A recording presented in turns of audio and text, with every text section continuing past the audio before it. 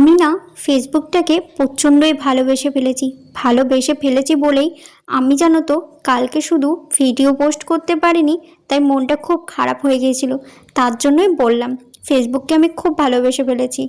আর ফেসবুকে আমার কাজ করতে প্রচণ্ডই ভালো লাগছে, মন থেকে যেটুকু করছি আমি মন থেকে করছি, ভালোবেসে করছি। তো হ্যালো সবাই, তোমরা সবাই কেমন আছো? আশা করি খুব ভালো আছো, আমিও ভালো আছি গো। হ্যাঁ, ফেসবুক কিন্তু ভিডিওর থেকে ফটোতেই বেশি আর্নিং দিচ্ছে। তো আমার কি বলো তো, এখনও একটা হ্যাবিট হয়ে গেছে, যেহেতু আমি প্রথম থেকে ভিডিও করে আসছি। একদিন না ভিডিও পোস্ট করলে মন তো খারাপ হয়েই যাচ্ছে। অলরেডি বললামই তোমাদেরকে, কেন জানি না, কিন্তু তোমরা আমার মতো ভুল করো না, যেহেতু আমার এটা অভ্যাসে দাঁড়িয়ে গেছে ভিডিও করাটা। যারা তোমরা এখনও ফেসবুকে কাজ করছো তাদেরকে বলবো, তোমরা সারাদিনে 3টে করে ফটো পোস্ট করো, 3টে রিলস পোস্ট করো, আর পারলে একটা লং ভিডিও শেয়ার করো। পোস্ট করতে বললাম বলে তাই বলে কিন্তু তোমরা 5 মিনিট কি 10 মিনিট কি আধ ঘন্টা কি 1 ঘন্টা পর পর পোস্ট করলে সেরকম করলে হবে না। পারলে তোমরা 2 ঘন্টা পর পর পোস্ট করতে পারো। আর আমি চেষ্টা করি, আমার নিজের কাজের জন্য আমি চেষ্টা করি 2 ঘন্টা অন্তর অন্তর পোস্ট করার। হ্যাঁ, যখন প্রচণ্ড ব্যস্ত হয়ে পড়ি বা আমার কাজের মধ্যে এতই ব্যস্ত পড়ি, তখন কিন্তু হয় না, একটু আমার টাইম এদিক ওদিক হয়েই যায়, 1 ঘন্টাও হয়ে যায়, আধ ঘন্টাও হয়ে যায়। আমি চেষ্টা করি অনেকটাই যে আমি একই টাইমের মধ্যে ভিডিও বা ফটো পোস্ট করার, কিন্তু সেটা হয়ে ওঠে না, খুব কম। আমি চেষ্টা করি গো, সেজন্য আমি তোমাদের সঙ্গে শেয়ার করলাম যে তোমরা যারা ফেসবুকে কাজ করছো, তোমরা অন্তত ফটো রিলস এগুলো পোস্ট করো 2 ঘন্টার অন্তর অন্তর, দেখবে খুব তাড়াতাড়ি ভাইরাল হবে। তো যাই হোক, তার জন্য এখন অনেক খাটতে হবে, অনেক পরিশ্রম করতে হবে, একদিন না একদিন ঠিক সফলতা পাবে তোমরাও। আর আমাকে কিন্তু তোমরা এখনও পর্যন্ত মেসেজ করেই যাচ্ছ, অনেকে যে আমি কিছুদিন আগে আবার ভিডিও করেছিলাম, যে বলেছিলাম ফেসবুক থেকে আমি কিন্তু এখনও কোনো আর্নিং পাইনি। আমি আবারও বলছি, আমি এখনও ফেসবুকে কোনো আর্নিং পাইনি। আমার এখনও মানে কাজ করা হয়ে গেল ফেসবুকে 7-8 মাস হয়ে গেল, তো কিন্তু আমি এখনও কোনো পেমেন্ট পাইনি। তো আমি আবার তোমাদেরকে বলে দিলাম, কারণ তোমরা এখনও পর্যন্ত অনেকে জানো না, অনেকে জিজ্ঞেস করছো তুমি পেমেন্ট পেয়েছো, কিন্তু সত্যি আমি এখনও পেমেন্ট পাইনি। আমি ভিডিও পোস্ট করেছি, তোমাদেরকে শেয়ারও করেছি তোমাদের সঙ্গে, তারপরেও যদি তোমরা অনেকে না বিশ্বাস করো তাহলে আমার কিছু করার নেই। আর তোমাদেরকে তো আমি বলেইছি, আমি যেদিনকে ফার্স্ট পেমেন্ট পাবো সেদিনকে তো ফার্স্ট আমি তোমাদেরকেই জানাবো, যেহেতু তোমরা আমার একটা ফ্যামিলি হয়ে গেছো। আর সত্যি বলছি, তোমাদেরকে আমি অনেক ভালোবেসে ফেলেছি। ওই যে বললাম, আমি ফেসবুকটাকে এত ভালোবেসে ফেলেছি, একদিন ভিডিও না শেয়ার করে মনটা কি এমন যেন একটা খারাপ হয়ে গেছিলো। সত্যি গো, মন থেকে বলছি, আমি যে কালকে ভিডিও পোস্ট করতে পারিনি, কি যেন একটা দিইনি, কি একটা কাজ করিনি, কি একটা মানে বাদ চলে গেল, এরকম মনে হচ্ছিল মনের মধ্যে শুধু।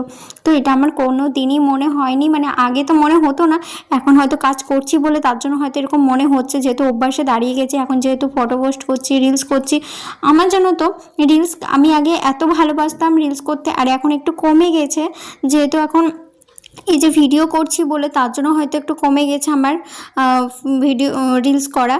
কিন্তু আমার রিলস করতে আমি খুবই ভালোবাসতাম, খুবই। এখন সেটা একটু কমে গেছে, এখন ভিডিওতে মন দিয়েছি। তো এখন আমাকে মনে হয় কি যে না, আমাকে পোস্ট করতে হবে ভিডিওটা, এটা শেয়ার করতে হবে, এটা ফেসবুকে আমাকে দিতে হবে, এরকম। তো ভালোবেসে ফেলেছি বলেই হয়তো এরকম মনে হচ্ছে হয়তো। তো যাই হোক, অনেক কিছু বলে দিলাম তোমাদের সঙ্গে। আর আমি খুব একটা ফেসবুকের ব্যাপারে মানে খুব একটা অত কিছু জানি না, যেটুকু জানি সেটুকু তোমাদের সঙ্গে আমি শেয়ার করলাম আর তোমাদেরকে জানালাম, বললাম। তো তোমরাও আমার মতো একটু এরকম করে কাজকর্ম করো, ধৈর্য ধরে কাজটা করে যেতে হবে, হার মানলে হবে না। যে 2 দিন করলাম কাজটা, 3 দিনের পর আবার বন্ধ করে দিলাম, আবার যখন মনে হলো 1 মাস পর করলাম, ওরকম করলে কাজটা হবে না। একভাবে কন্টিনিউ কাজ করে যেতে হবে, হার মানলে হবে না।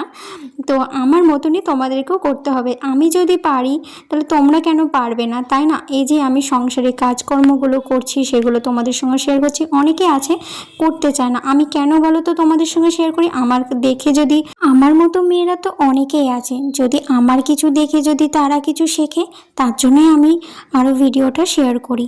হ্যাঁ, আমার থেকে বড় হতে পারে বা ছোট হতে পারে, অনেকে কি বলতো, অনেক বড় হয়েও কিন্তু এই মানে সেন্সটা থাকে না যে সংসারের এটা করতে হবে, এই দায়িত্বটা নিতে হবে।